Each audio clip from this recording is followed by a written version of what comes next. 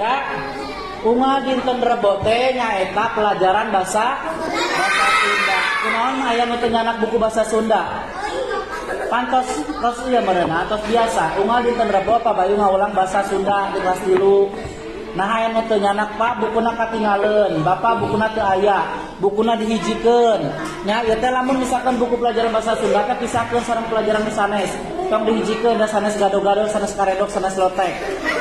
Nya maka kula dihijikeun nya sok. Kamari bahasa Sundana namanya dugika sikabayan ngalanangka. Aya patarosan hiji dugi kalima atas acan diseratna.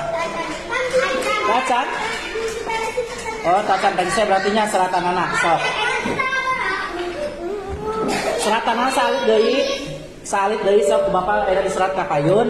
Sok ayeuna hideuk siapkeun alat tulisna sok.